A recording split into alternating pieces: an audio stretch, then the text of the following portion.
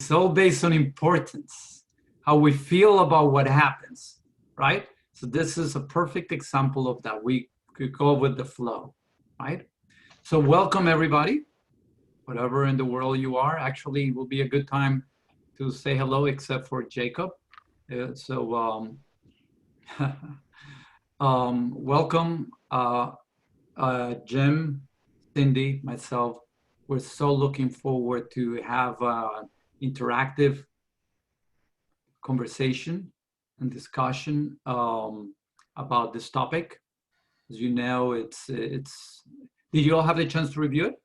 You all have the chance to review the chapter of balance and balancing forces. Let me see a hand, just so I know if you know. All right, so I'm guessing who didn't have the chance to read it. All right, so two on his hands. Thank you. That's okay. Very good. So the only reason is that, so then I know if I have to we have to slow down and go over some basic concepts or not, which is good. It's all perfect. So first, again, welcome. As you know, so as of now, we review 3 chapters: the basics of reality transurfing, a little bit about pendulums, right, and the wave of success or fortune, depending on how you read it. Last session we have I thought it was a great interaction, a great discussion about pendulums and how they manage to steal our energy. That's the bottom line. They want to get our energy, so their energy goes up higher. Now we're going to dive into another aspect of reality that is also, if we're not aware, its ultimate intention is to drain our energy. And if we don't have energy, we won't have the ability to have freedom of choice, to create our reality. That's ultimately the idea here. And remember, we're all here leaders in our own places, in our own parts of the world. And the intention is always focused towards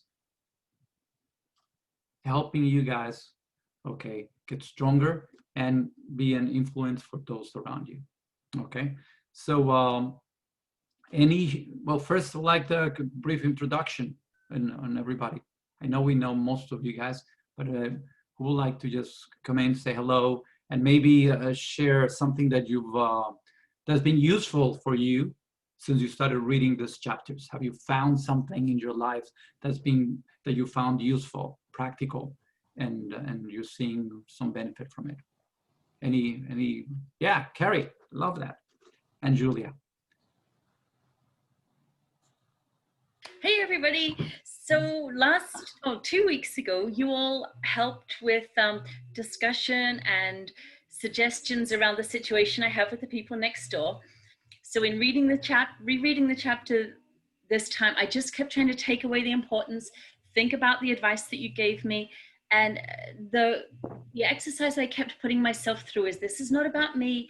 This is about actual decibel readings, law, and trying to reduce my reaction to it. I'm not going to say I was hugely successful at it, but I was successful enough that the city came round and everything, it's never going to be perfect again, but oh my God, it's all fixed. So thank you all so much. It was a great example on how reducing the importance and following through on all of your suggestions really did help. And I was trying to think of something that I could do silly. And in my head one night when I couldn't sleep from this awful noise and these bright lights, I imagined creating an impromptu dance party, like a flash mob, where everybody could just come and dance in tune to this horrific air conditioner noise. I didn't get it going, but it just did help me a little. So thank you so much, everyone. That was a really good couple of weeks. Beautiful, beautiful. Thank you. That's, again, switching the energy, right? And then all the things happen. You're going to see that happening more and more as you keep diving into this themes of reality transurfing. The more you drop the energy, the importance, as you will reiterate, okay, then the world will conspire to bring you whatever it is that you want. Oh, it feels every other level level of your lives. So keep that in mind. Awesome. Thanks for sharing, Kerry. That's awesome. Julia. I think the thing from the chapter that we're on, I don't remember if it's 3 or 4. But anyway, the chapter that we just read, I think one of the concepts that really hit home for me was the concept of manipulation and guilt.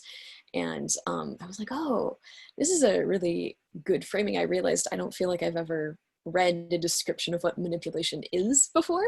It was very useful, and it helped me think about like the world I live in, and also like internally for me, that gave me much more permission. Like, oh, you know, it just kind of reemphasizes how it's, you know, valid for people to have feelings or react in certain ways without it needing to be justified by, you know, it meaning something about anybody else. So that was cool. Beautiful. Thank you, Julia. Excellent. Yeah, we'll dive into that more. Good. Any other shares, any other experiences, any other good things happening to you guys in the past few weeks? Challenges? No. Beautiful. So today with Jim, we're going to go through, you know, we'll do our best to go over most of the information in this chapter. As you know, it's a very, very dense chapter. Whatever you feel that this applies to your life, or whatever you would like to maybe have a better distinction, make a better distinction about the topic, please feel free to interrupt us in any way. Remember, this is a conversation. This is about all learning. You know, this is masters that play. The intention is not to come here and teach stuff or preach stuff. It's not the idea at all. It's just for all to make sure how does this apply in my life? What could I do differently? And how could I contribute to the group so everybody gets to benefit from this, okay? So the first concept is balance. What is balance? You know, it's essentially a state of, that's where everything wants to achieve. Everything wants to be in balance, right? Not too much of anything, not too little of anything, not too plus to minus, too good to bad, nothing. Just that nice steady, which usually kind of involves nothing is happening. Kind of what it implies, balance, right? The fascinating thing is that just by being alive, that balance gets disturbed. It's not only by what we do, our actions, but something that by now you know is by our thoughts. Our thoughts are very, very powerful. And the more that, that we think about something, and the more we start putting on more energy into it, right? The more that leads to some disturbance in some area of our reality. So that disturbance, that energy that we put into something that we appreciate, that we evaluate, leads to something, to the topic that we're going to talk about here, which is importance. That we're doing is called importance. What is importance? I mean, everything by itself, as you may have heard this, everything is in perfect balance. Everything is neutral. We are the ones that add the spice of it. That spice is the importance that we add. Call it good or bad, right? So you could add positive importance or negative importance to anything. Now, sometimes, because the attachment, the emotion, the meaning that it has for us is so much, sometimes we tend to disturb what that is. Right? So it's like when you love somebody, okay, and you tend to see it perfect, but way, way more perfect than what it is, right? That's when it gets really, really crazy. The more distant that evaluation is from what the actual object of evaluation is, the higher the disturbance on the reaction that will happen as a result of that. So that's what's called a balancing force. So a person, I don't know, whatever you want to call it, somebody's, what do you want to call it? I mean, anything. Give a topic, anything. Who would like to bring up a topic? Politician. Okay, yes. Go ahead, Robyn, you're muted. Okay, now you're any person. Let's give it a try. A narcissistic abusive partner. Narcissistic abusive partner. Oh boy. Okay. So that's that's a challenging one, right? Because the obviously, if we see a narcissistic abusive partner as somebody that's amazing because of our status, our situation, okay, somehow we're allowing this person to do whatever they're doing, right? So stuff starts to happen. In other words, we create our realities. It's like, it gets a little interesting, but because you can see that situation from different perspectives. But the idea is, let's keep it Maybe simple. that's not a good example. Let's keep it simple. We may dive into that soon because it's an important part. There's a lot of remind me of that one when we are talking about being stuck in a problem and not seeing the way out. Okay? That's the perfect setting for that scenario. When I'm stuck with somebody that's a narcissistic, abusive person. Okay, what do I do? Okay, so bring it on. But let's say this is whatever it is, right? But I think this is wonderful. This is magical. This is so powerful that I could break anything with it. Okay, this is just the ultimate machine. This can write by itself. This can do anything, you know? And when you're asked in public potentially to write something or to do something with it, you will recognize that it's BS. It's not that important. You cannot do what you think you can do. Reality will always come and show you, you know, what that is for real. You know, how does your assessment, your evaluation of something, you know, is compared to the reality of it, and sometimes even more. Jim, do you have any other insights into balance, importance, and then balancing forces?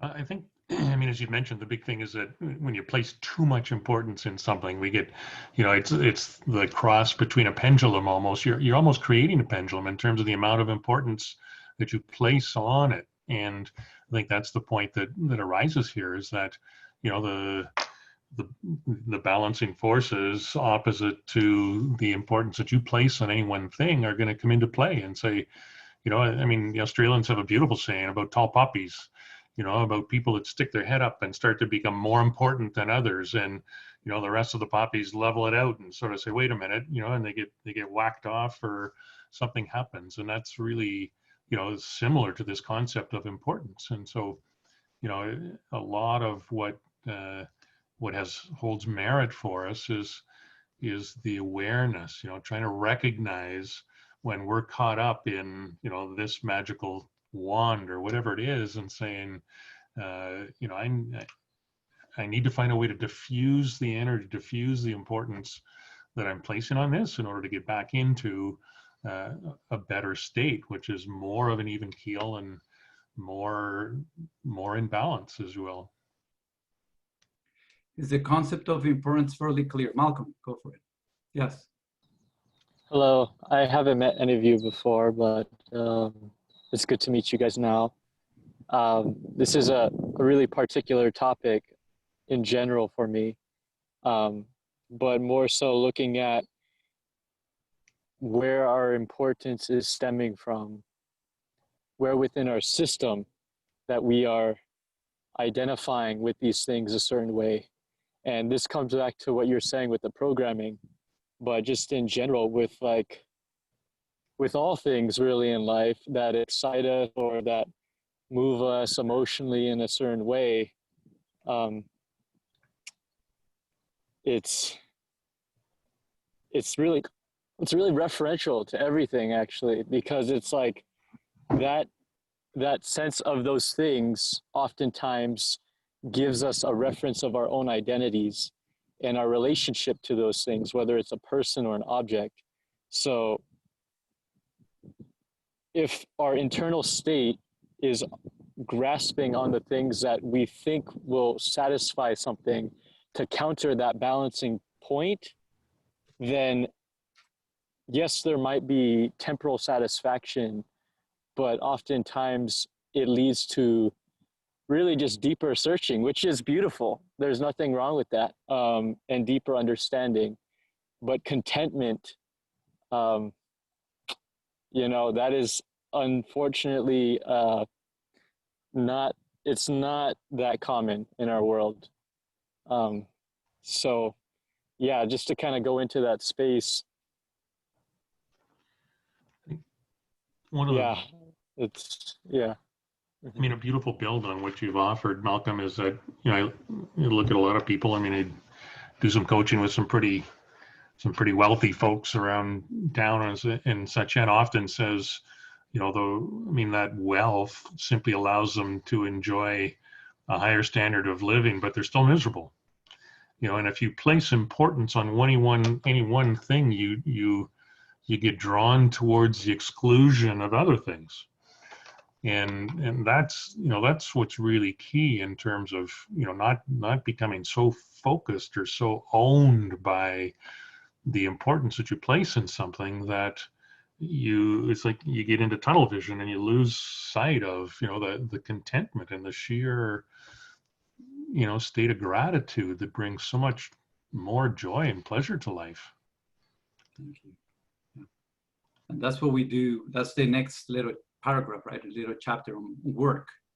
Some of us focus so much on work, and then we ignore health, relationships, you know, everything else that your passions, right? Everything else. You just put all that energy on work and all your this work. I must do this, you know, I must complete this project, and then you neglect everything else.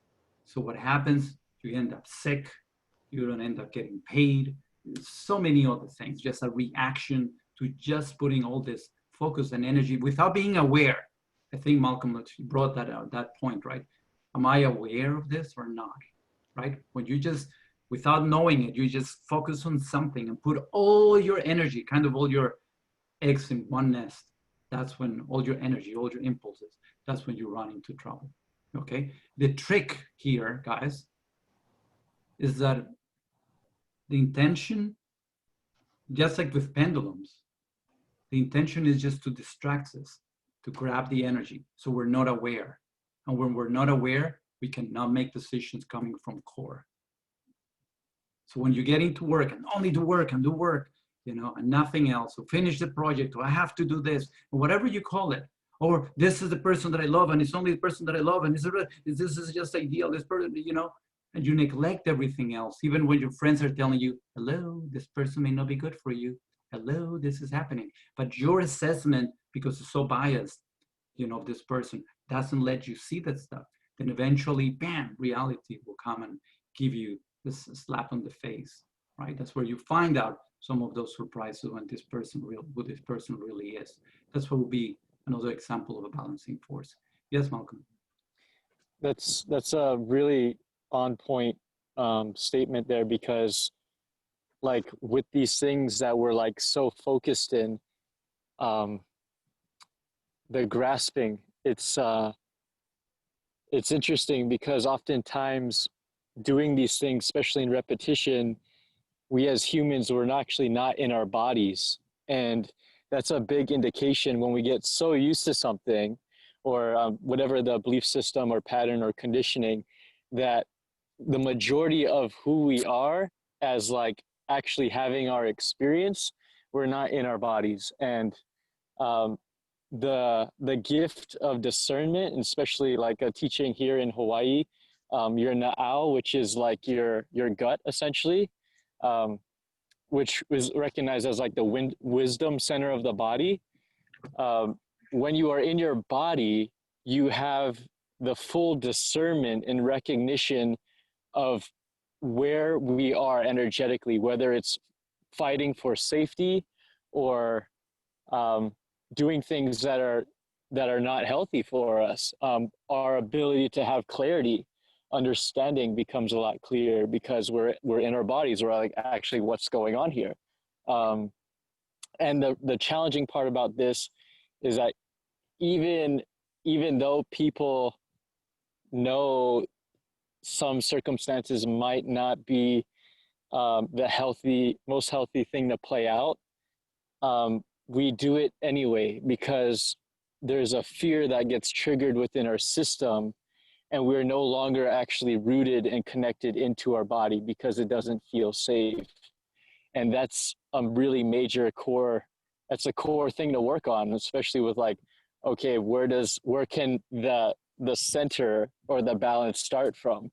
And that starts from being in the body. And that is, that's not always the most easiest and comfortable thing to do, because then it provokes all the stuff that we were grasping on to not actually look at the core issue, what you were sharing, and to be almost not forced, but you can't deny it internally. It's like that inner compass that's like, you know, your truth. And when you're sitting within that, it's always not the easiest thing to look at. And I think with the other gentleman that shared about his clients and how they're not happy, it comes to that. It's like there's so much of the swirling of like the next thing and then the next thing and then the next thing and the next thing. And to a certain degree, that could look like accomplishment.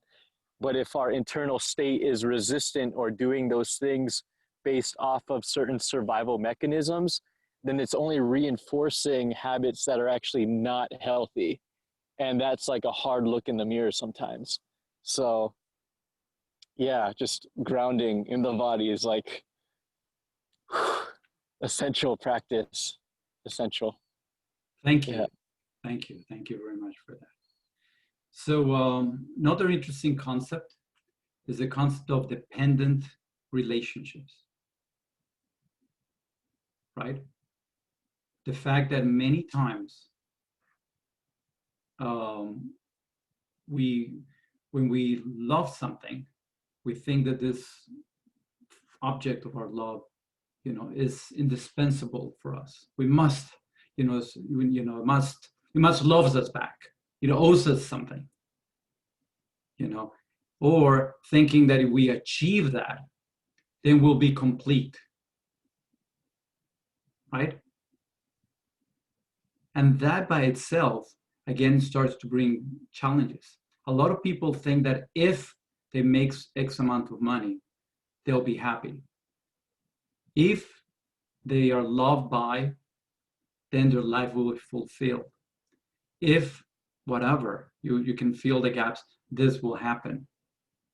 That is a sign of a dependent relationship, okay? And as you know by now, many times these situations do not get completed. The if doesn't happen, and even if it happens, the price is so high that you end up, bam, getting a slap, balancing forces that gives you a complete different report, right?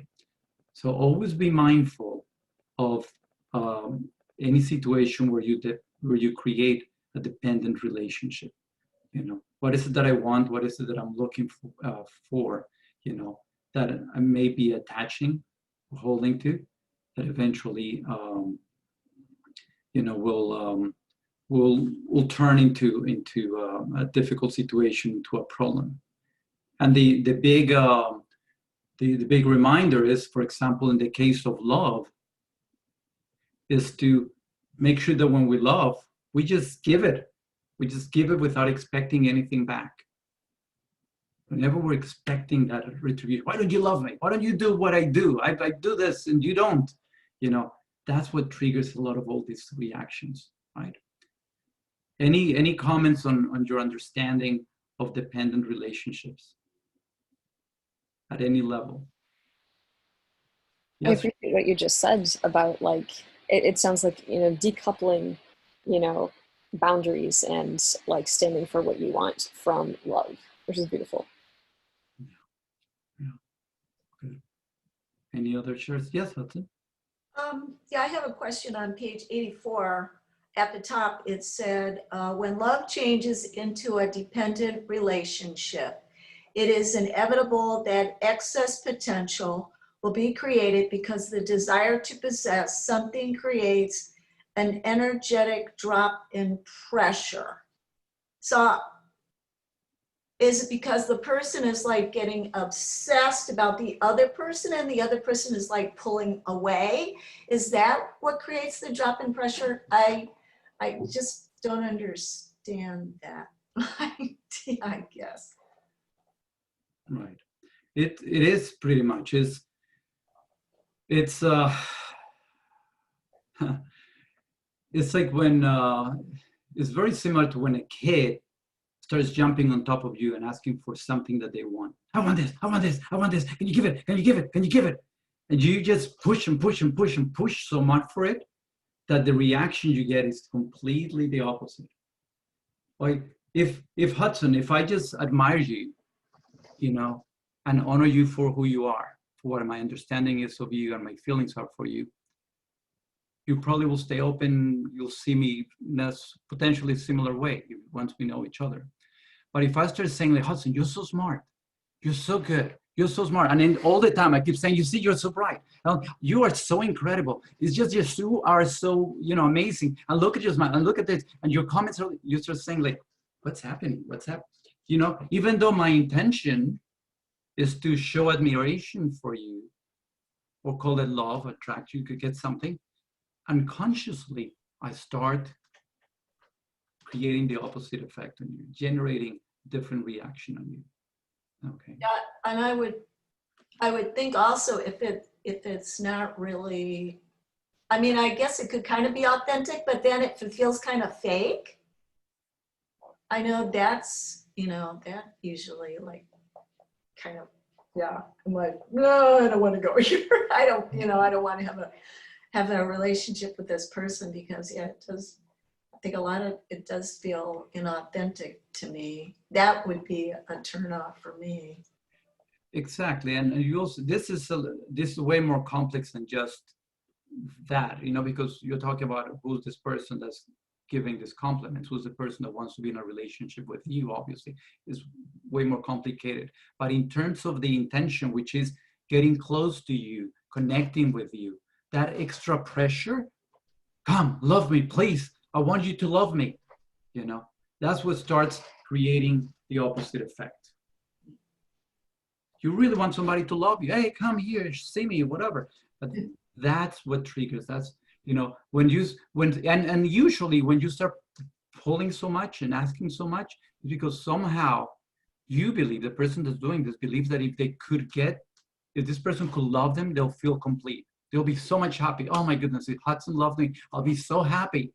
So that's why I unconsciously start doing all these different things that will create this pressure, this challenge where you'll just like, thank you, I don't want this, you know. And that's what he means on down to earth. Thanks.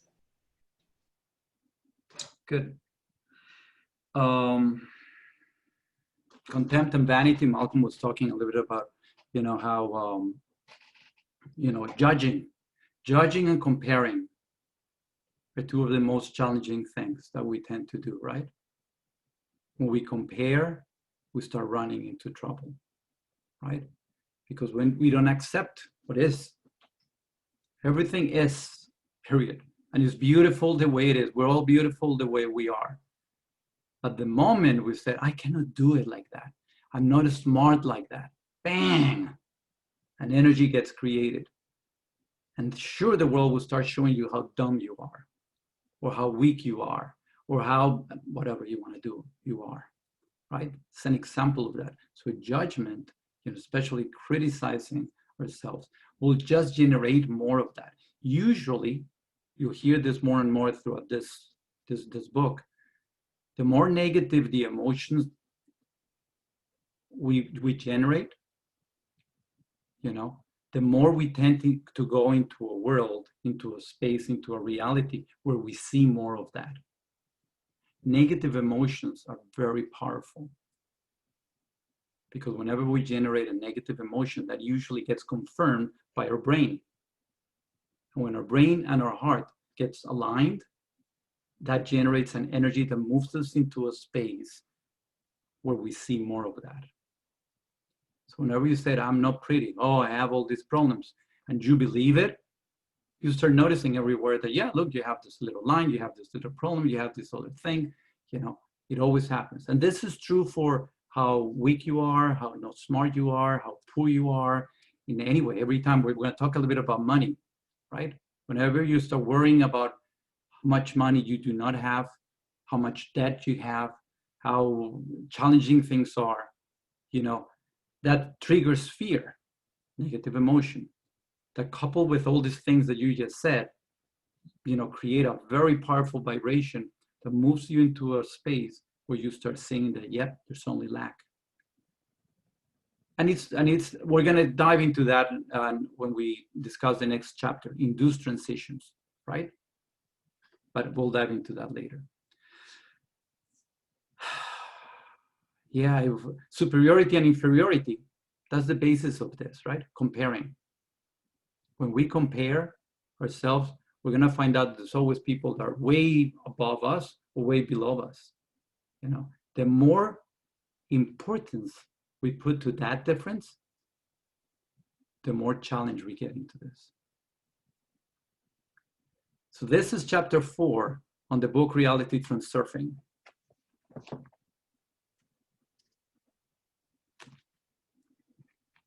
Very good. Desire.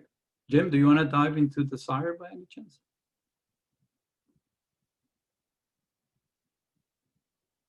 Oh, you're muted, Jim.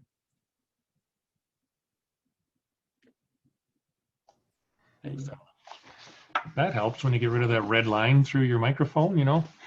And the big thing about desire is, again, the mere expression of desire and stepping in it too forcefully, if you will, begins to attribute importance to it in the same way that we've talked about, you know, everything so far this evening. So when you lean hard into, I want this, I gotta have this, it's key to my existence, it's like you're creating an opposing force that's actually keeping it away from you. And the difference then is about, you know, the difference that's one that's worthy of reflecting upon is the difference between desire and intention. And how does setting intention to work with that thing or to achieve that thing differ from desire? And it's really, it comes down to how much importance you attribute to it all. And just saying, I'm going to set the intention to be this or to have this or, you know, to arrive in a certain place. And then you're just going to, it's almost like you like wipe the slate clean and forget about it. And don't dwell on the importance or the gap, you know, what's missing in your life because you're wedded to this desire to have that thing. So set the intention for it. Go about living your life in a way that that doesn't place so much importance on that again that it drives you to the exclusion of all other things, and the universe is going to allow it to happen for you.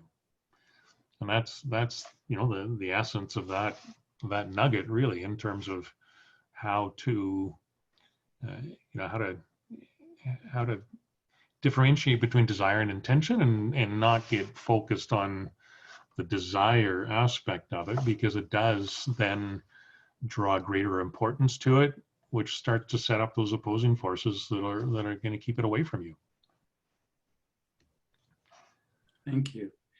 I think this is a very, very important part to discuss. Do you have any questions on desire versus intention? Desire, we all desire things, right? We all want to have something. Oh, if I have $1 million, I'll be so happy. Oh my goodness, then I can go on vacation, can do all this stuff. You know, that's a dependent relationship. I start creating all this energy. And if I have all these things, you generate energy, importance, that somehow, you know, it starts making this further and for the achievement of it more difficult to achieve, you know, because you start seeing how impossible, somehow you convince yourself of how impossible it is to actually do it. Okay, that's the challenge. Versus what Jim is saying, pure intention. Okay, this is what is it that I want? We're going to talk about it in a minute when we talk about goals. What is it that I want? What is it that I want? Okay, I'm going to do it. I'm going to take action. You know, go for it and drop all that other energy that all it will do is get you stagnant and convince you how difficult it is to achieve it. Yes, Julia. Thanks. I am so glad to be doing this with you, because I would not get nearly as much out of the book if we weren't doing this together. I would love to check for a little understanding piece.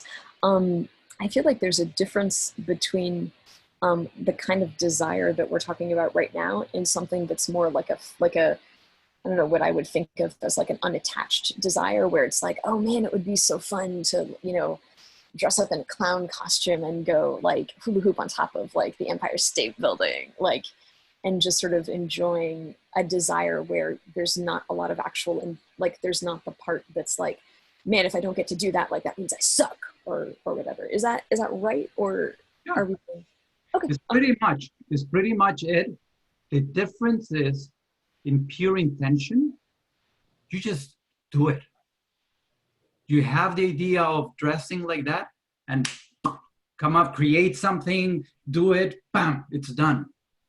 Awesome. In the desire as such, is just a fluffy idea. Oh, it will be so nice and all this stuff. But then you just get stuck on the, oh, it'll be so lovely to wear that dress and look like this and look like that. And then time passes and nothing gets done.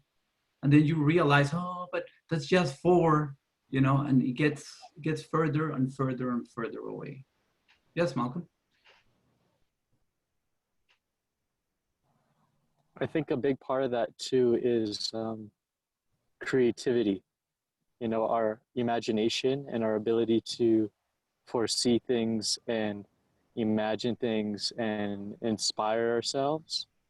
Our natural creative flow of our innocence, the place of play, the place of just connection, and where our intentions to then meet certain needs, and where we hit certain walls of what we think we're capable of doing, and where we're only limited within, okay, that's where this is.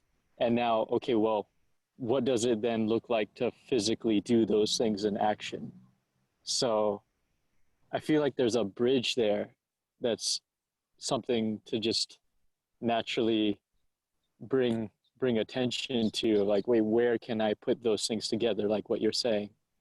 And yeah, I think a big part of that, yeah. I think a great example is, I keep messing up. Who's the Tesla guy? He has no limits. He has no limits. Talk about creativity. He's putting, I don't know how many hundreds or thousands of satellites, and he created a way to just be able to do it like candy. NASA still doesn't know how to do that stuff on their own. He just started doing it, and he knows how to. He's loading the space with all these satellites.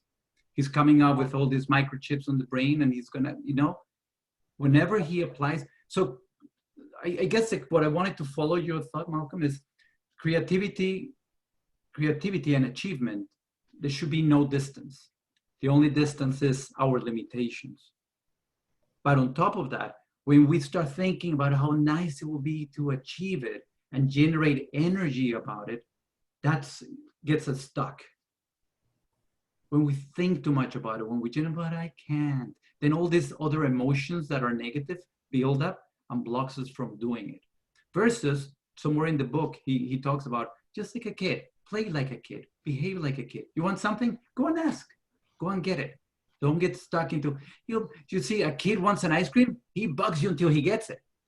An adult wants an ice cream, well, I would like an ice cream, but so many calories, it's so hot, it's gonna melt, it's gonna ruin my dress. And yeah, you know, that's the difference between a desire, a wish, and action, you know, pure intention. I want to, boom, go and get it, right? That's the difference. Okay, so, but this is such an important part. We're going to keep diving on this concept because we're talking about, this is reality transurfing. How do I move into a space? What can I do? So when all these settings are perfectly done, what I want comes to me without so much effort. That's what we're looking for. And the way to do that is to have the energy to do it. And as Malcolm will say, you know, the grounding to know what we really want at a core. So it will manifest. Guilt. Who struggled with guilt? You know, Who hasn't, right? And the beautiful concept here is that in nature, there's no right or wrong. In nature, there's no right or wrong. We are the ones that, for some reason, we start saying, I'm wrong. We judge ourselves. So that's the reminder, judgment, judgment, judgment. We're the ones, he talks in the book about how we create this big, setting where we're the judges and the jury and everybody, and we condemn. We're guilty. We did wrong, and then we have to justify what we did. So the author reminds us to, don't justify yourself. Don't explain yourself. Stop doing that stuff. Move on. Now, if you know you did wrong, do what needs to happen. Sure. But once you do that, move on. Don't keep dwelling over it. A lot of people, did something in the past. They know they kept it to themselves.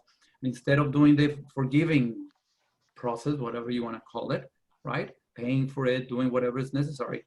They keep that energy with them, carrying it all along. And what's the idea behind this? All this is energetic work, is dragging our energy. Then we don't have that power, that energy that we need to be able to create, our reality. So do not justify yourself. Do not owe anything to anybody. And here's where he talks about manipulators using all these things, right? To make us feel bad. You voted for that person. Well, suck it. It's your fault. You now know you want to fix it. Whatever situation you want to look at. You didn't believe, right? You should have done it the way I told you. Now it's your fault. Now, if you want to fix it because it's your fault, now I want you to. Pure manipulation, right? It's really quite interesting how that goes. So you can only ask for forgiveness, if ever, only once, no more than that, right? Money. Jim, bring it on with good old money. I'm going to defer to you as the master of money. Okay. So money is a challenge. He reminds us that money is a challenge because it's so difficult not to create a dependent relationship with money. Who doesn't want more? Whoever says, I don't want money, that's not true. We all want some more, some degree of it, more or less, right? And that's the challenge, And the first thing he reminds us is that when we don't have enough, when we have lots of debt, when jobs and things are challenging, when clients are not there, nobody's buying, whatever you want to do, that triggers fear.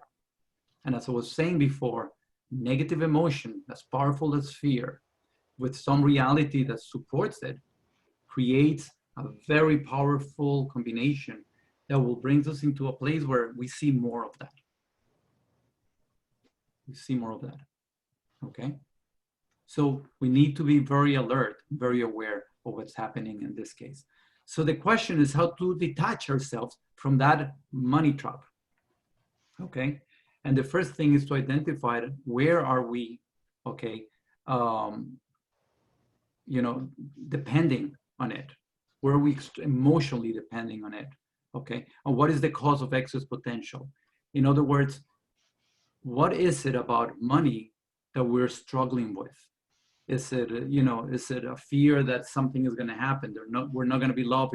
We cannot provide, what is it that's really happening at an emotional, energetic level, or that's making us believe that things are that bad?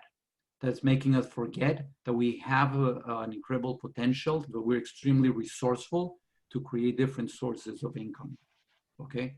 That if everything is desperate, we could sometimes ask for help.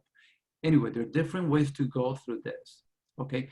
The challenge is when somehow we think that because we don't have money, we don't have a job, we don't have something, okay? And then we buy into that and the negative emotion builds, then we're stuck and we cannot have access to our potential, our ability to create it, or just to survive, or to get the things that we need.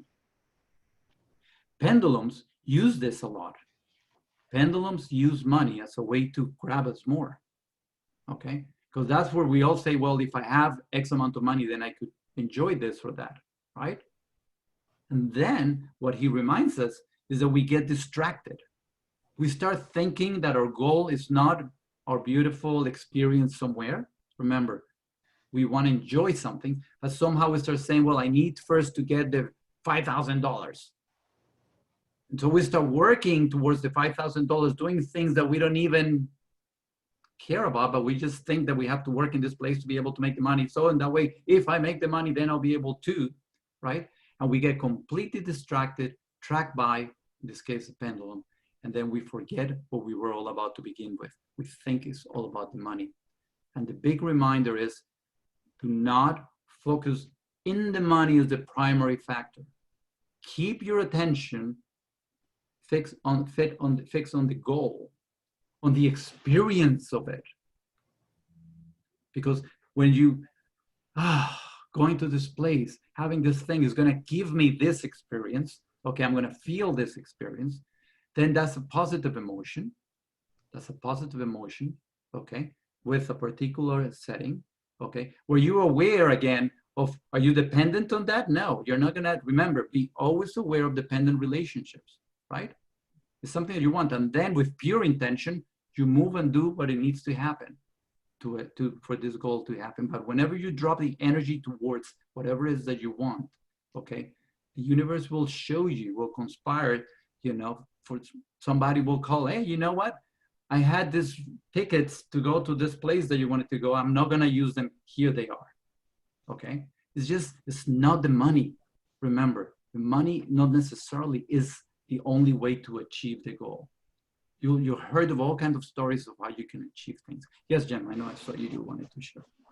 Yeah, just building on that. I mean, again, you know, going back to what I mentioned earlier, the dependency, the deferral of happiness, the inability to recognize that we're perfect just as we are, and you know, I'll be happy when to have that dependency on having a certain number in the bank account is not going to get you there. I've worked with folks that have very large bank accounts, and they still look around and compare themselves to people that have bigger bank accounts, and it's useless to them. It does not create the happiness. And so the biggest thing to remember around money especially is that it's actually meant to be in circulation. It's meant only for you to be able to enjoy some kind of experience as a result of it. Like, let it go. Don't hang on to it. Just and be, when you make the choice, it's not the acquisition of that thing that will make you happy. It's the use of the money in order to acquire the experience that will, you know, add to the contentment and gratitude and joy that you'll have in life. So a lot of, you know, as Juan has mentioned, I mean, there's a lot of these concepts are wrapped up together in huge dependencies around money that have zero impact on the quality of the person, the beauty of their being, the absolute truth of who they are. And too often it actually clouds who they are, and they wrap that cloak of money around themselves, and that's what supposedly gives them importance. And it's just the opposite. Thank you. This is another interesting aspect, money. Any thoughts about it from your reading? Any things that arose that you would like to share? Yes, Kerry. Thank you. I was reading this book and another book with a similar message. So I sat and I did a lot of journaling about what it was I wanted to enjoy as opposed to what I wanted the money for. And it was really beautiful. The things that came up were the opportunity to do something wonderful with my daughters now that they've grown up and I have a little bit more resources than I had before, or the opportunity to have experiences with my friends, and travel's a little bit off the radar at the moment, but it was a really lovely experience. And then I practiced the feeling, the joy of doing these things with my kids, like having these wonderful experiences.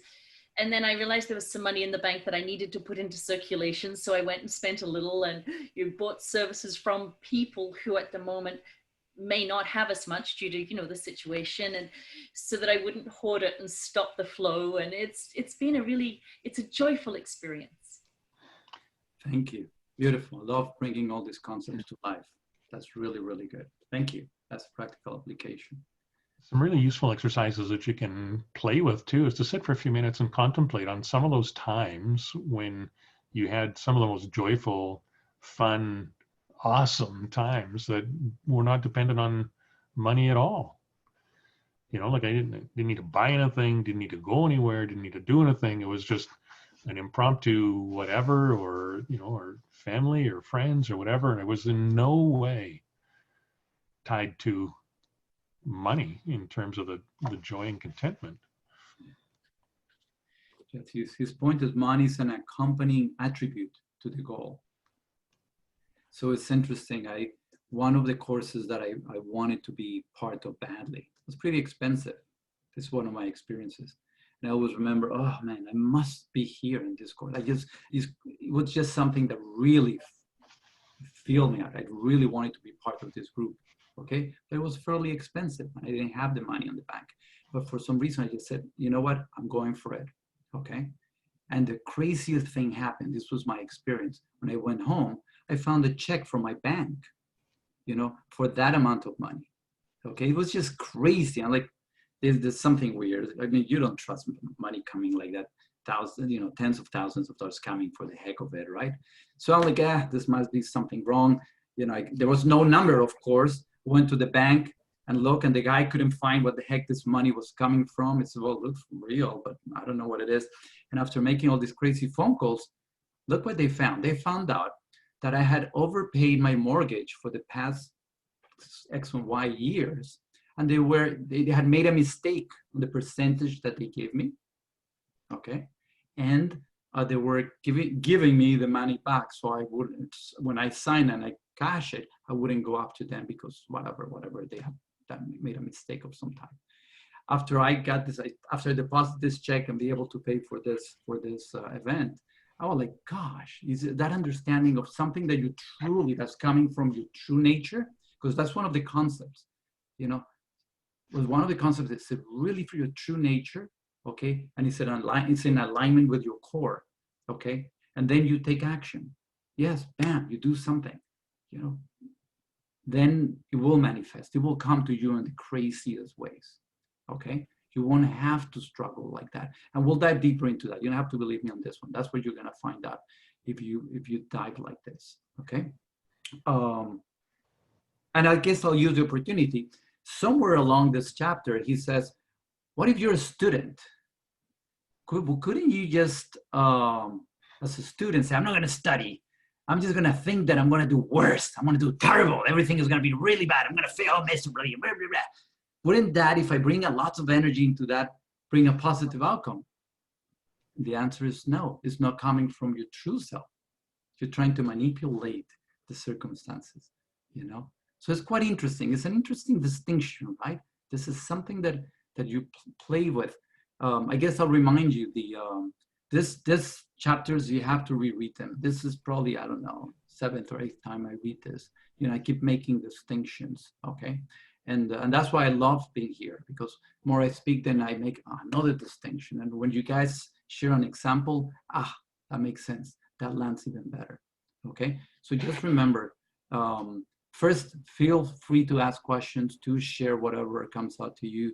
And of course, then now that you dive to it, even if the concept doesn't resonate fully, just keep it on the back of your mind and see how you could see this manifest in your life.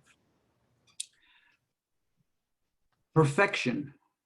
Talks about perfection, right? Perfection is a good thing. Who's that perfectionist here? Any perfectionists in the area? Yeah, of course, you know. Perfectly all right, right? Until you just overdo it. It needs to be perfect. It needs to be like this. And then you drive everybody crazy, you know, and then you start seeing that everything starts getting messier and messier around you, right? So you have to be very mindful on how you're applying these concepts. You know, again, it's how much energy you put into that you want. There's nothing bad about wanting things looking great and in very good shape and perfect. It's just when you put so much importance into it that will bring trouble. Therese, somewhere here. Do you raise your hand, Therese? Oh, lost connection. Oh, Okay. I was just raising my hand to say yes. I'm with the perfection thing. That's one of my things. Oh, go for it. Please share. Well, it's kind of my asset and my defect at the same time, I've found.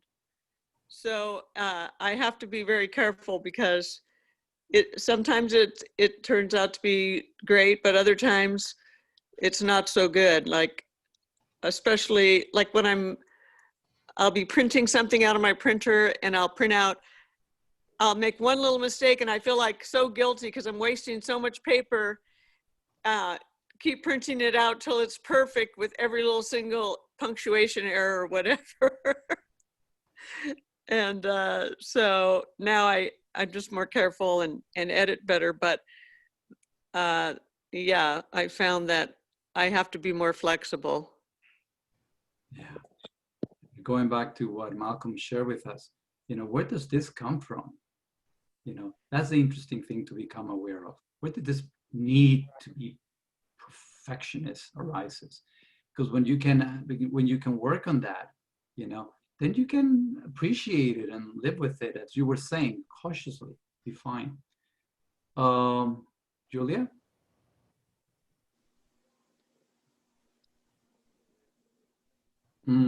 Got it. Thank you. Yeah, good. You can read it. Very good. Importance. Any tips on importance, Jim? Internal, external importance, outer importance?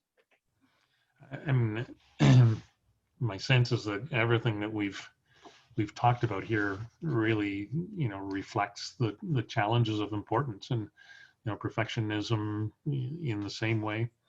And I think again, it's that same thread is throughout the entire chapter in terms of just saying don't get hung up on it. It's just when we accept the beauty and awe with which everything that surrounds us, and we set clear intentions, and we don't trip over ourselves on the way to achieve them, and just allow it to unfold. Yeah. Thank you. And just a little distinction for you guys. There is an internal intention, internal importance, meaning an evaluation on myself. If I'm talking about internal importance about me, it means an evaluation of myself. That could be positive or negative.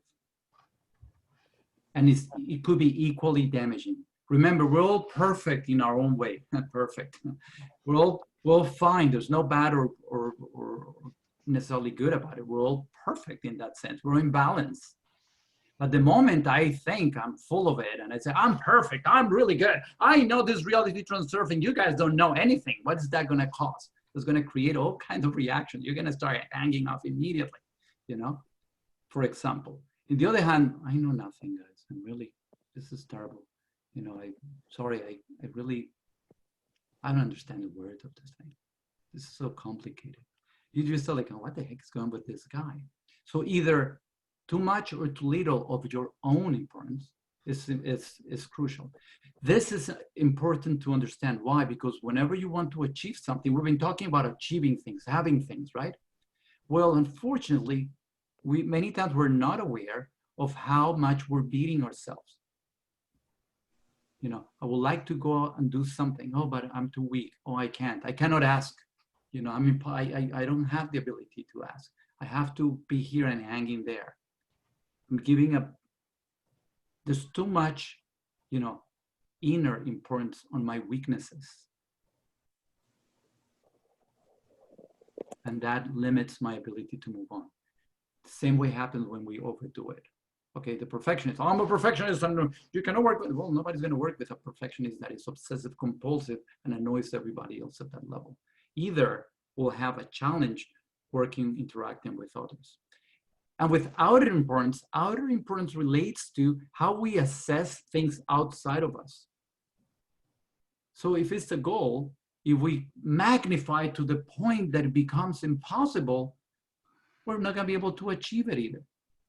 It's going to push it further and further away from our reach. There's no goal that is impossible unless we think, me? putting satellites in space? I can't. Well, this guy from Tesla could have said that. Well, he didn't. He said, how do I do it? How do I get the people? Do I have the resources? You know, all that other good stuff, right? So very important to do that stuff. And the other important reminder is that whenever we're not aware of our observation, the way we judge ourselves, that's what the pendulum uses to grab us by its, you know, hook. So be aware. Remember, we talked about this before. Pendulums hit us on what hurts us. If I think that I'm weak, then every bully will hit on me. If I think that I don't know how to negotiate, every businessman is going to abuse us and, you know, take over us. Okay, so remember those things. Pendulums love to take it, you know, they smell our weaknesses. They smell where we feel overwhelmed. Oh, you don't think you can do that transaction online? Everybody knows that you could fill up most of your forms online. But some people say, oh, I cannot do computers. That's impossible for me. Well, there's always somebody who's going to come. I'll fill up your forms. Sure, for a nominal fee, I will do that for you, right? So be aware of how you're evaluating yourself. Otherwise, some pendulum will take advantage of it. Here comes an interesting, challenging concept on feelings and emotions. You know, this is a fascinating chapter. It's all an importance when you look at the section of importance in that chapter. Okay, feelings and emotions. They're all a consequence of my relationship or attitude to something. My relationship or attitude to something is what developed my feeling or emotions towards something, towards anything. My relationship, okay, or attitude to it. Why is this important? Well, you know, we talk about death, birth, or traumatic things. Okay, these are things that tend to be extremely painful.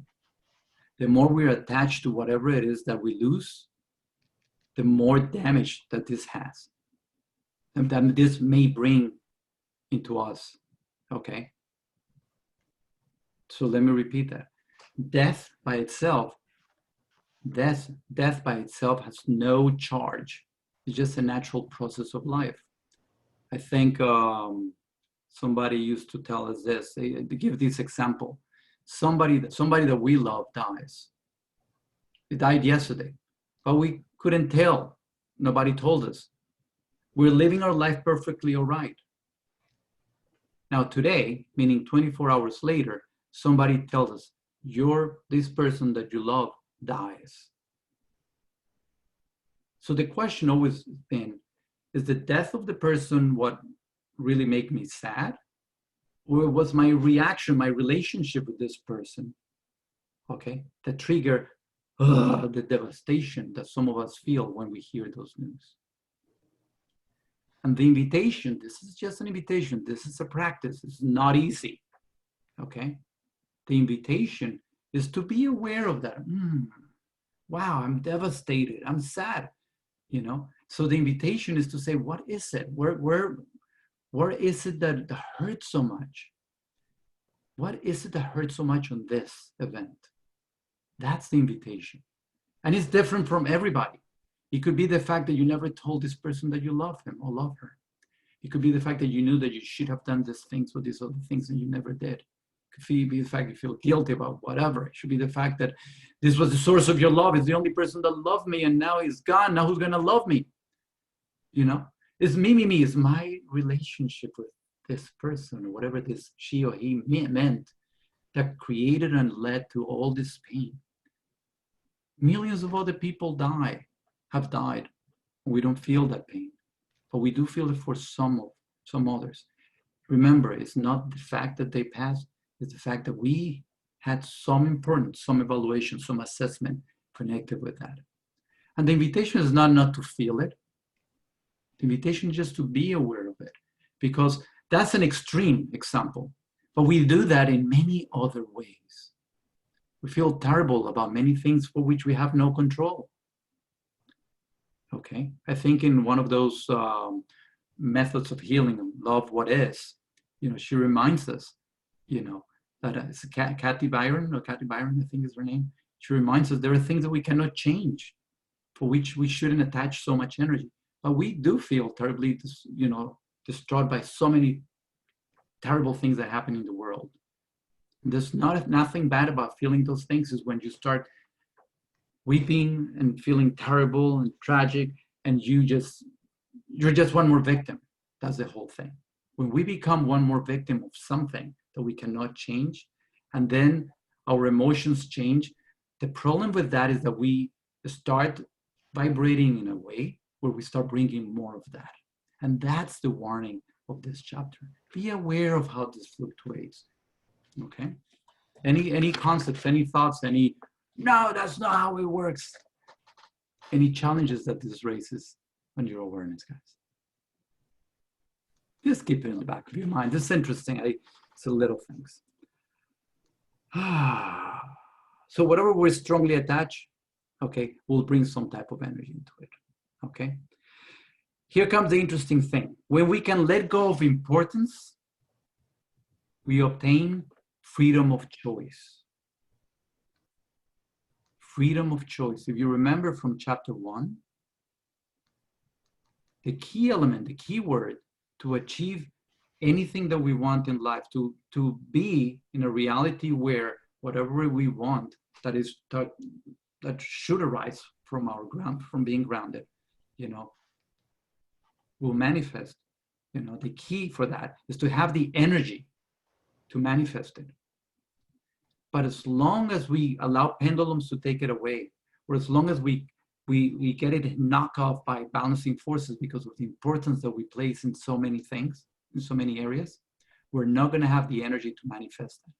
And that's one of the reasons why visualization alone won't do the trick. A lot of people says, I want this. I see myself with this beautiful house, or having this beautiful thing, or having this beautiful person in my life, or doing this beautiful thing. But they're so drained because they're so worried about so many of the thousands of things that there's no energy, vibrational energy, and the right, you know, emotion to make it happen. So that's how, by becoming aware of importance, meaning where I'm putting my energy, where am I allowing my energy to flow, okay? I get that power, retain that power. If I connected with my true self, as Malcolm taught us initially, you know, that we want will materialize. That's the concept behind freedom of choice. So let it sit there and let it think about it, and eventually might hit the spot.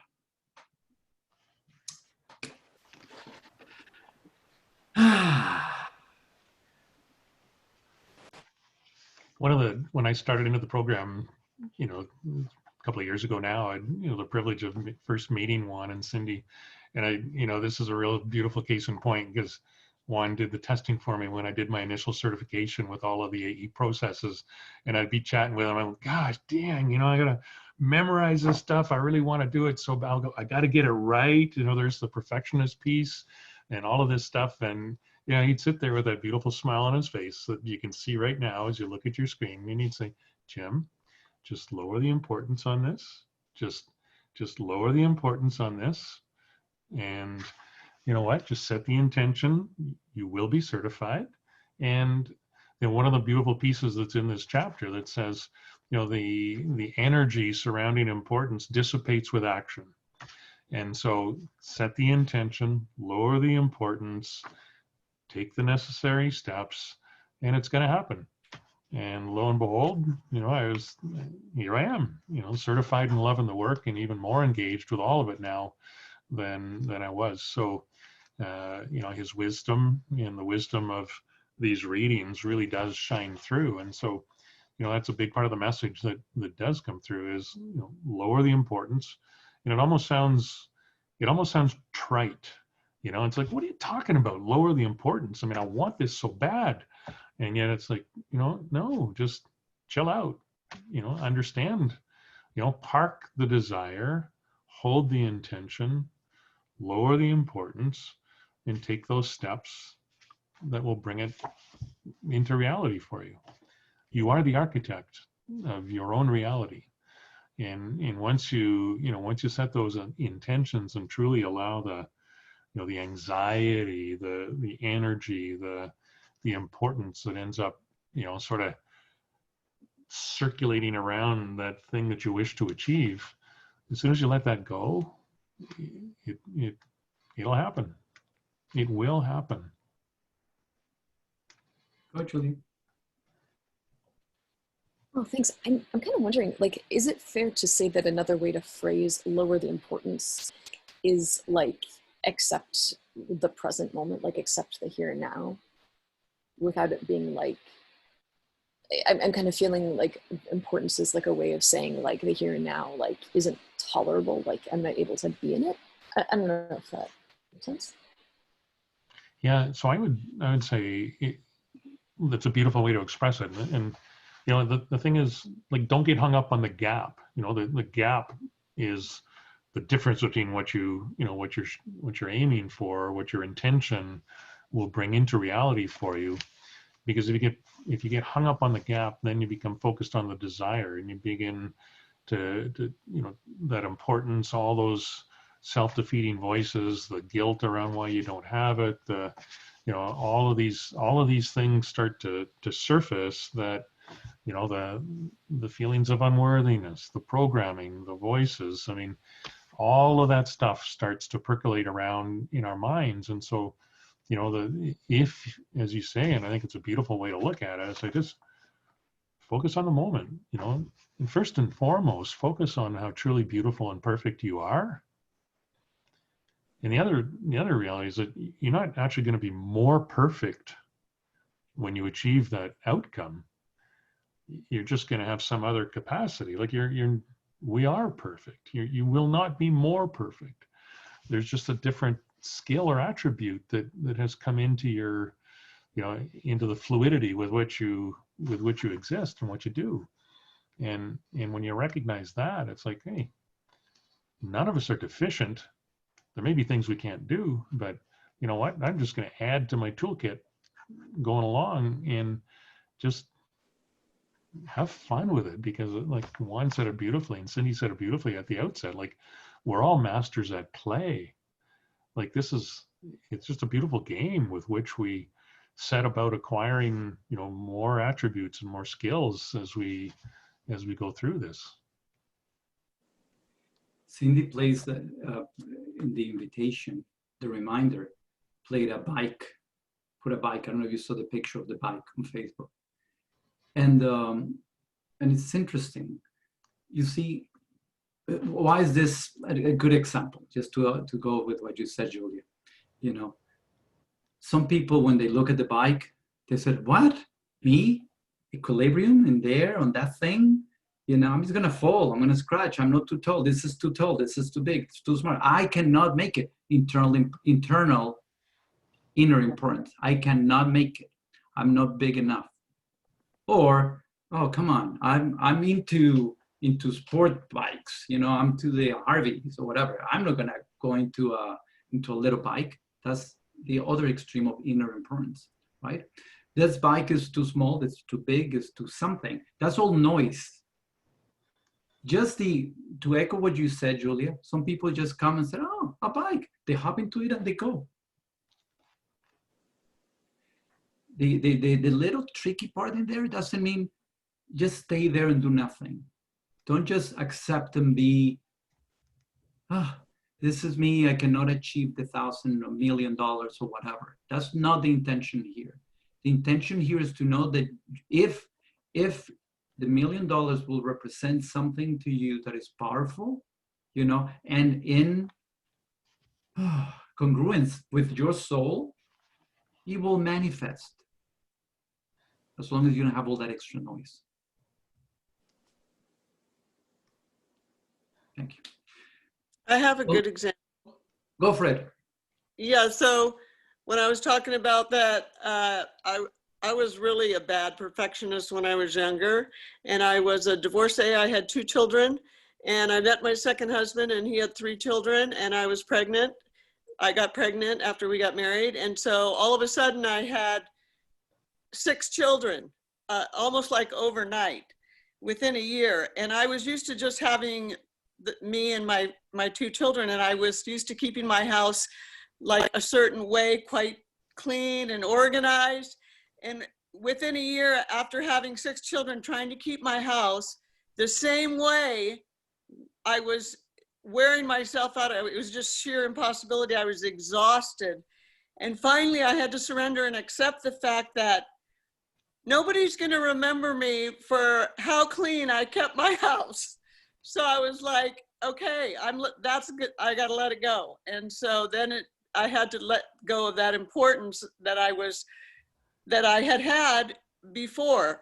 And so how clean my house no longer became as important, because literally it was impossible for one thing, and I was just wearing myself out. So that was a big lesson for me, and having to give that up. And it was for my own health and well-being. It was almost like I had no choice in the matter. But yeah, I drove myself pretty much crazy for about the first year, though, trying to keep up my same standards with 2 children versus 6. You got cured. Isn't that 7 with your husband? Yeah. Well, you know, it was more important to deal with the kids, and it was more important your health. It was many other things were more important than just being obsessed, continue to be obsessed with that. But a lot of people couldn't have done that you did. So beautiful. Thank you. That's a great example, down to earth. I love it. I think a few more things. Time is running out. One, how to deal with problems. Who here has problems? Anybody has problems? Yeah, we do. Remember, whenever you're facing a problem, figure out where you're placing where's the importance. Don't fight with the problem. Fighting with a problem is like fighting with a pendulum. We will not win. Figure out what is important. What is this touching on me? What is this touching on me? Where am I putting importance about something? The moment you recognize that, the whole problem disappears and you see your options.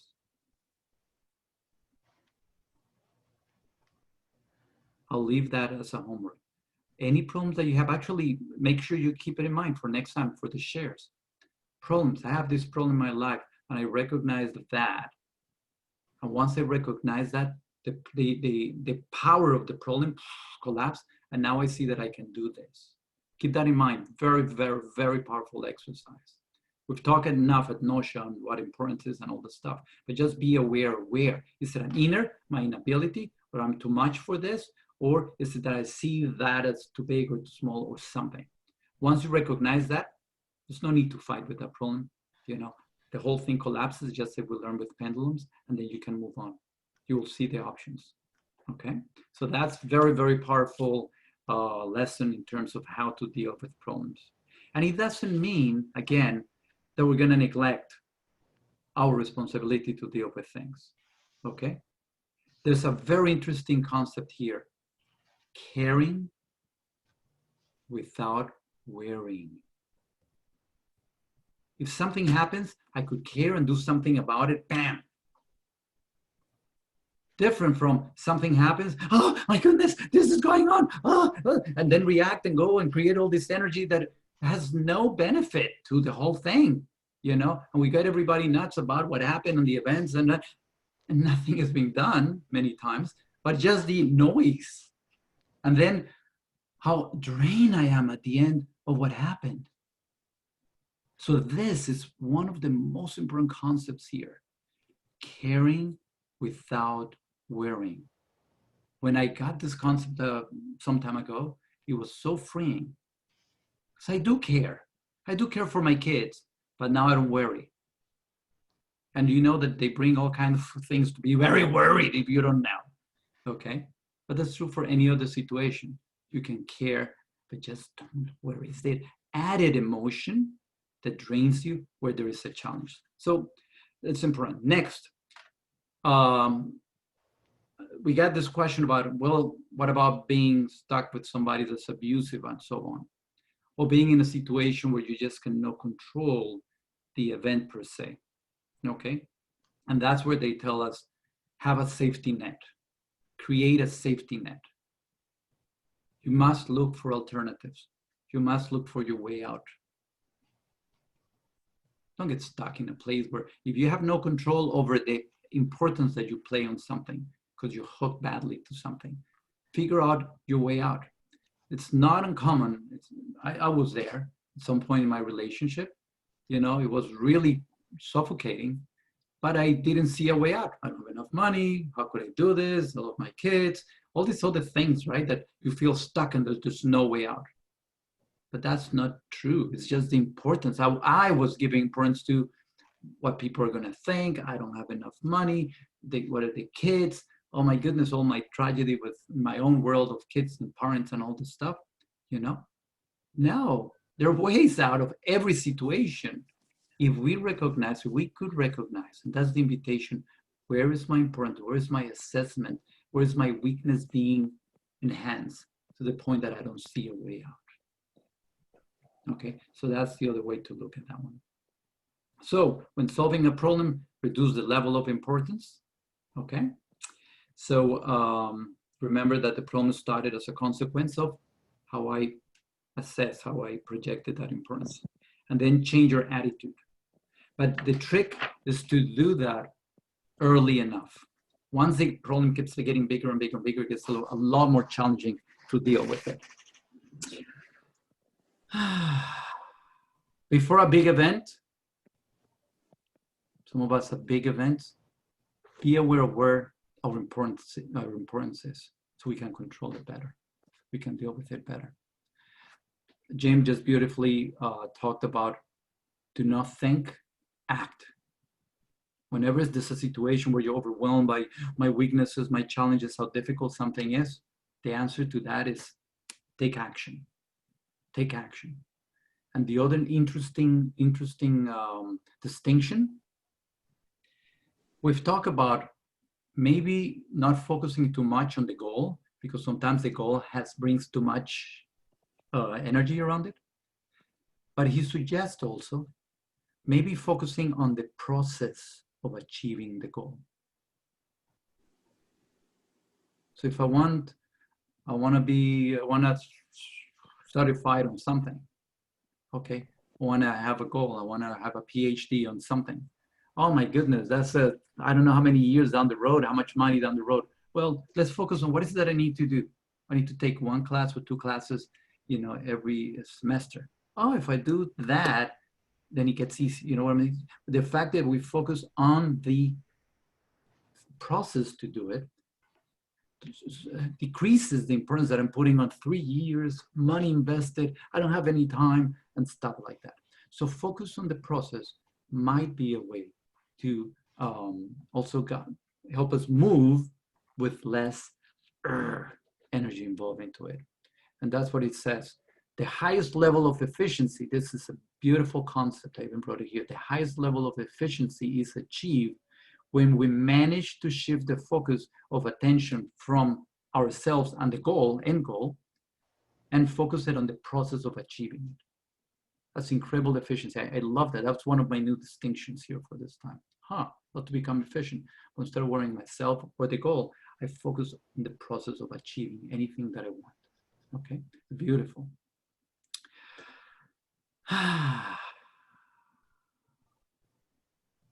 Make yourself at home, but don't forget you're visiting. Let that sink.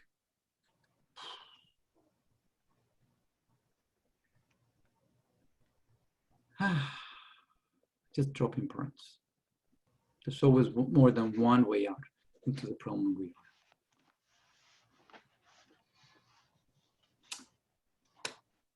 Questions, shares. Yes, Yolanda.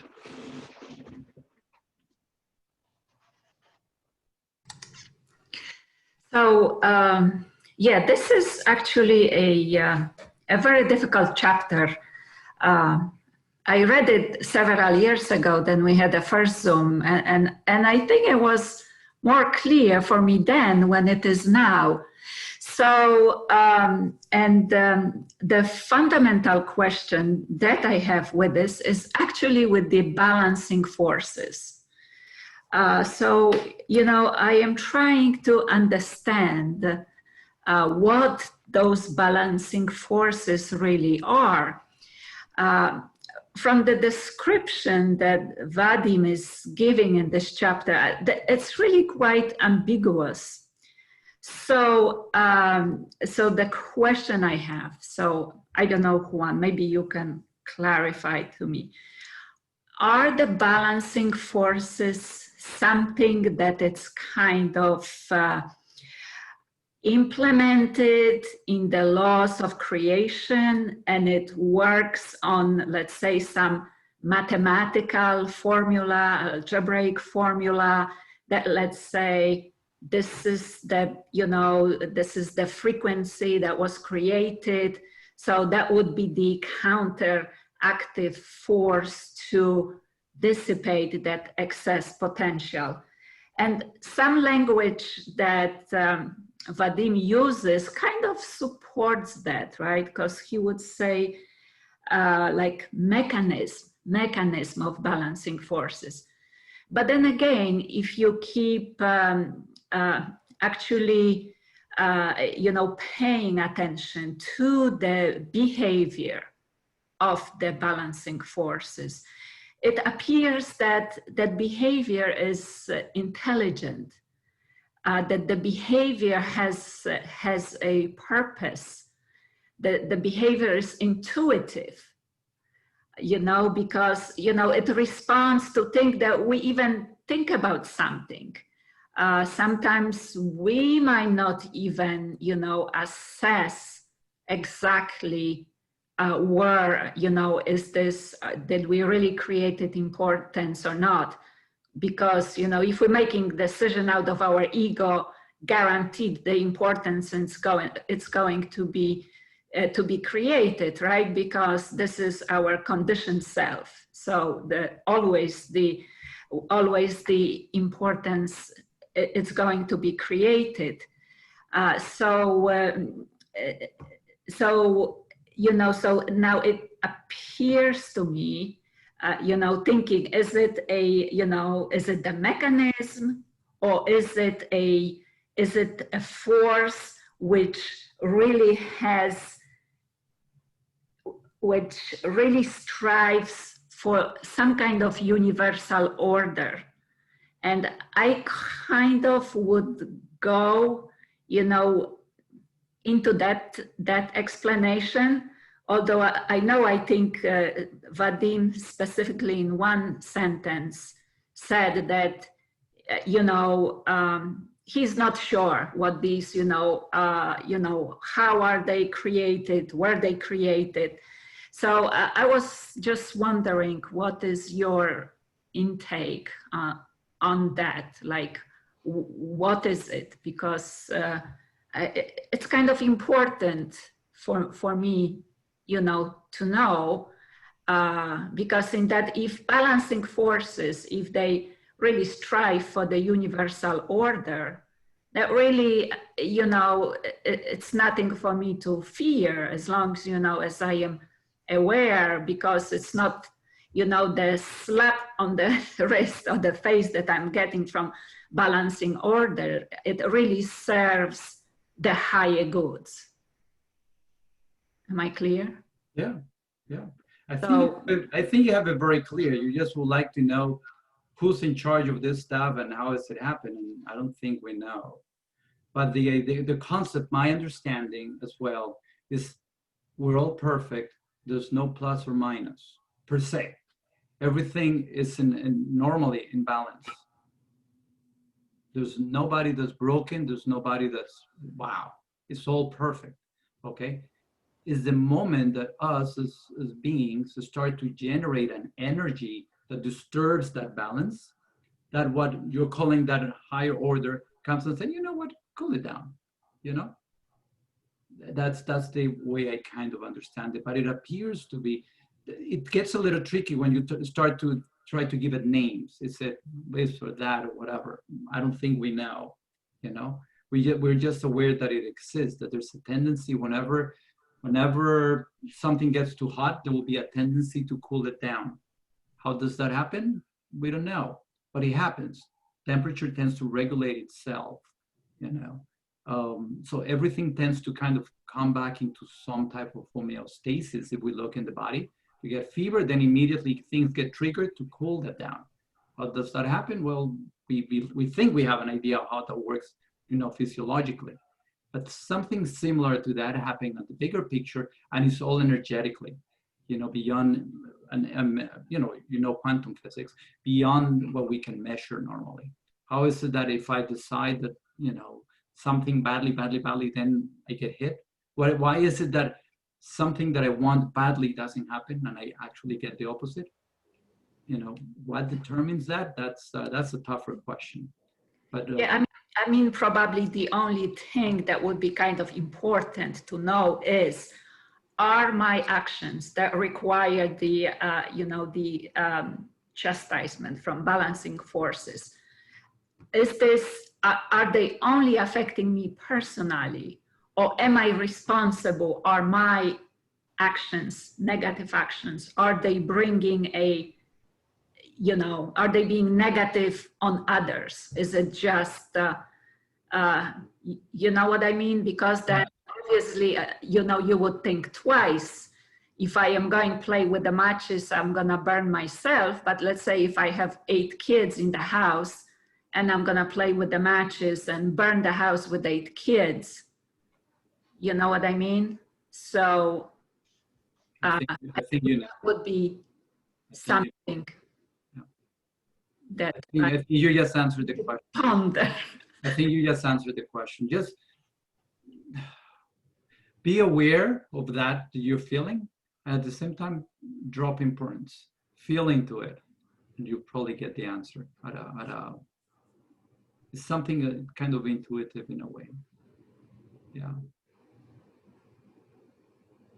Okay, thank you.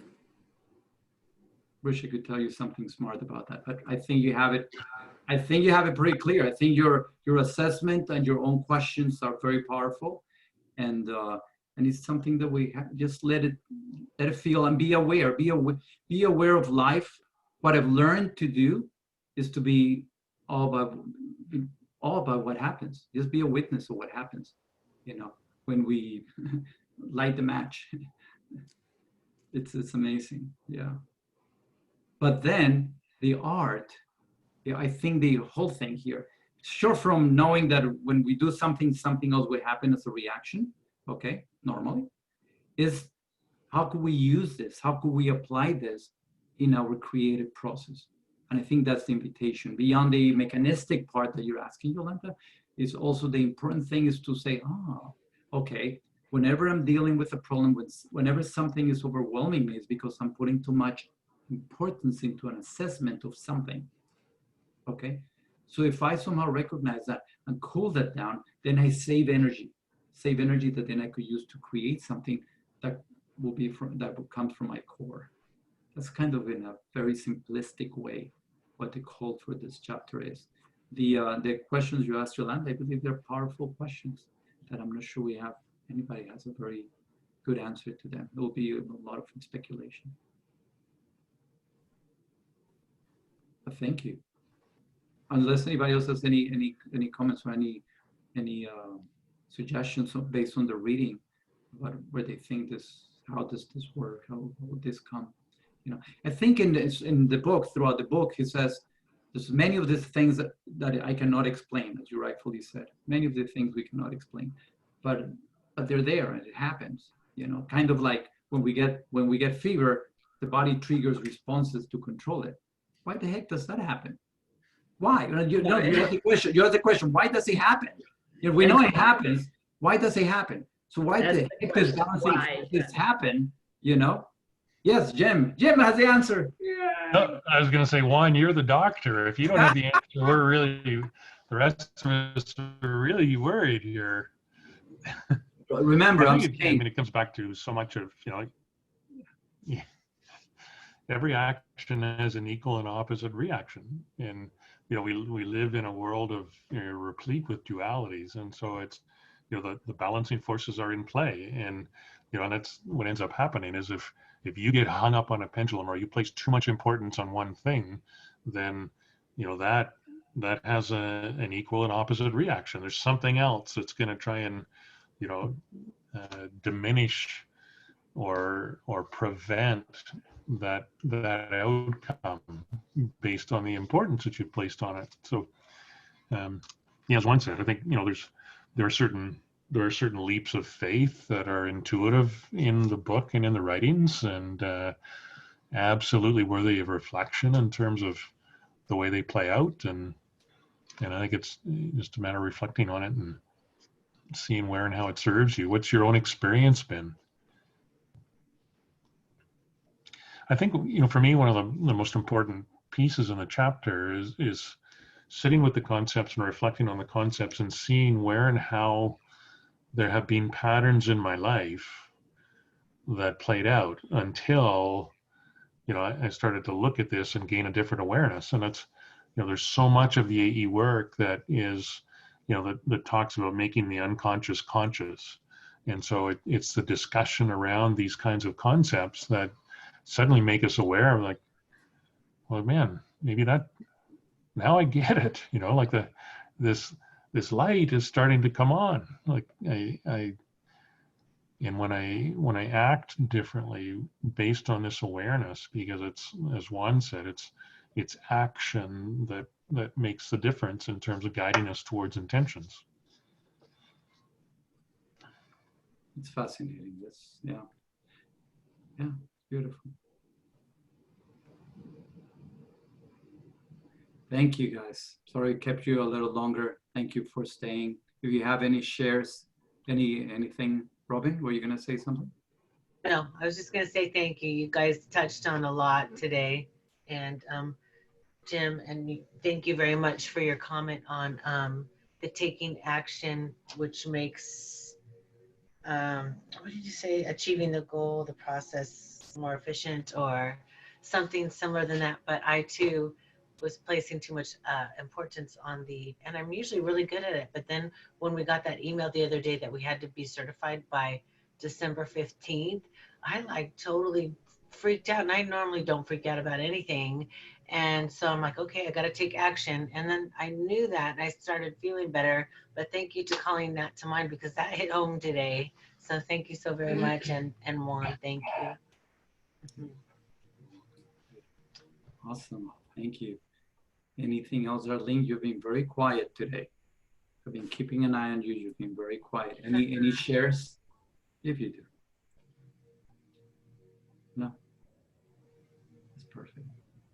Diana, any shares? Anything to say before we close the call? Yeah. You're muted, though. You're muted. You're muted. Spacebar wasn't working. I like to be called Diana Lee.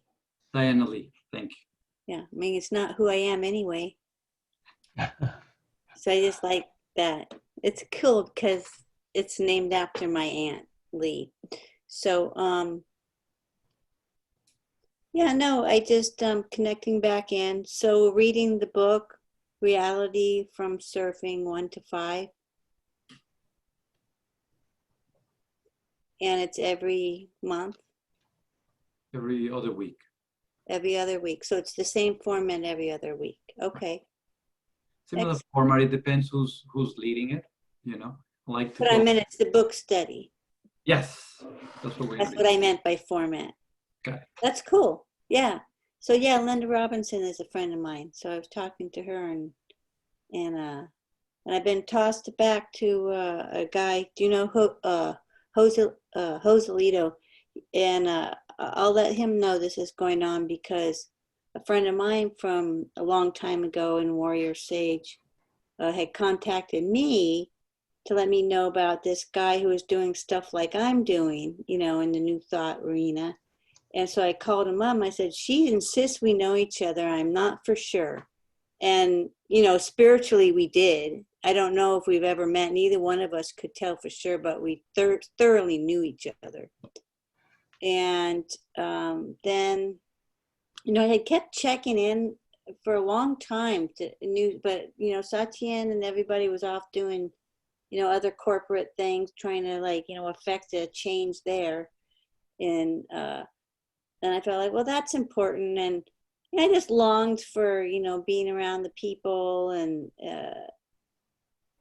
you know, the circles that we used to have. And I reached out to a lot of the people and they're just gone. And then I thought, you know, I'm going to reach out to Linda.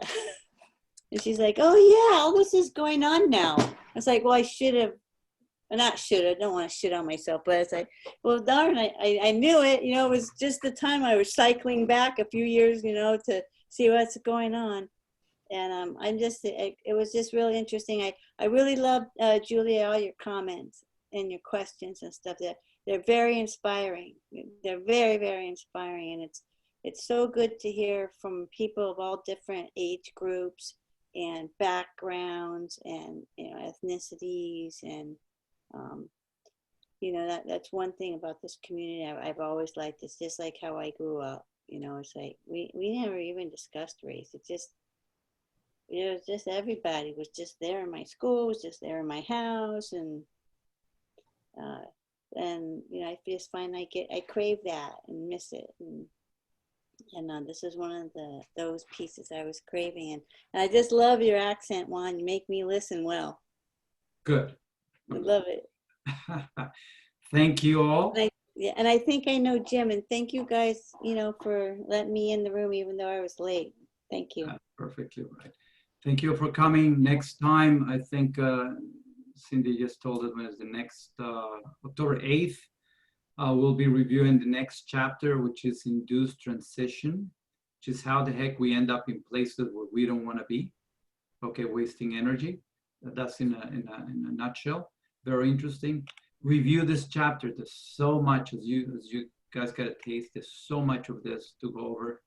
You know, highlight whatever makes sense. Just be aware. Be aware of where, if there's a challenging situation, where am I putting my too much attention, too much importance? Okay, because the moment we say, let me drop that, then the problem, the importance of the problem drops. Okay. Have a great time. See you soon. Okay. Have an awesome one. Take care. Thank you so much. Good night.